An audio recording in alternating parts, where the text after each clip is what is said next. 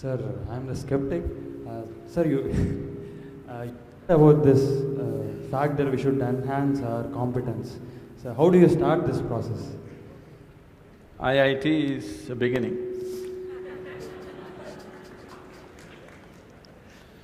So, what are you skeptical about? You don't believe competence will work in this world, is it? Corruption is also a certain kind of competence anyway. That was supposed to be a joke. Huh? That was supposed to be a joke.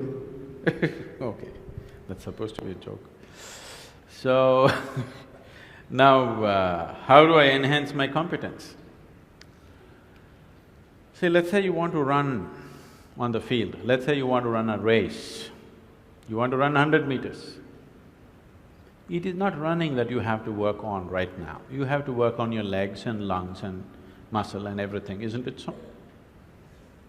So, if you want to become a great engineer, yes, definitely an institute like this is crucial on one level. But any number of people might have come here and gone, not all of them became great engineers. Though they might have produced hundreds of great engineers, still not all of them will become, simply because of their own individual attitudes and competence and whatever else, isn't it? So, whatever the institute can do for you, it is doing.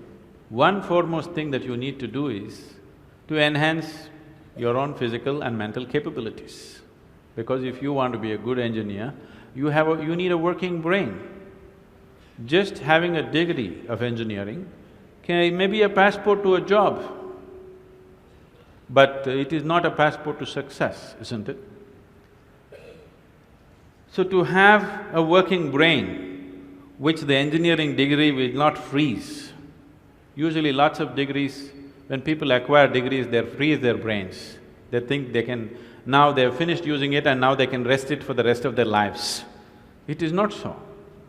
This is only to enhance your capability. This is just an organized effort. A school, a college, an institute is just an organized effort towards that, because each individual cannot craft it for himself. That is why an institution. Otherwise, an institution has no other purpose. It is here to just organize that possibility of you striving to be of a certain competence. But that is a mass application. But as an individual, your most important thing is you as a human being, you are functioning at the fullest level. If that has to happen, there are other dimensions which one needs to explore. Unfortunately, though these sciences and technologies for inner well-being have been the mainstay of this culture for thousands of years, today we are largely losing it for various reasons, because we want to imitate somebody else. We don't want to imitate our grandfather Topiwala anymore. We want to imitate the hat seller from another country. Because of that, we are losing those things, but we should not. We have to bring it back into our lives.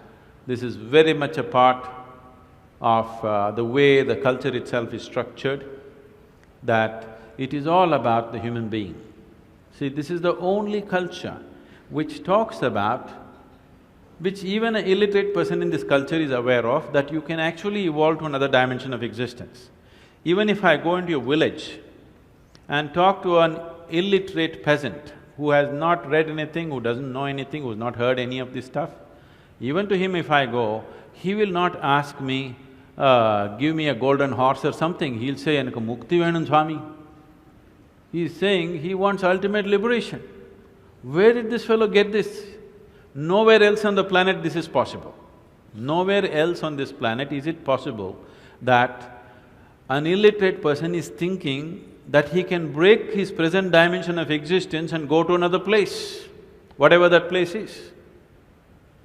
So, this was bred into our culture so deep, we should not lose it. It was not just the idea, there are technologies to become free. If you became free from the process of your body and the process of your mind, if you can sit outside of it and work it, you would work it brilliantly, do you understand? You would be able to use this body and use this mind only when you are able to not treat it as myself.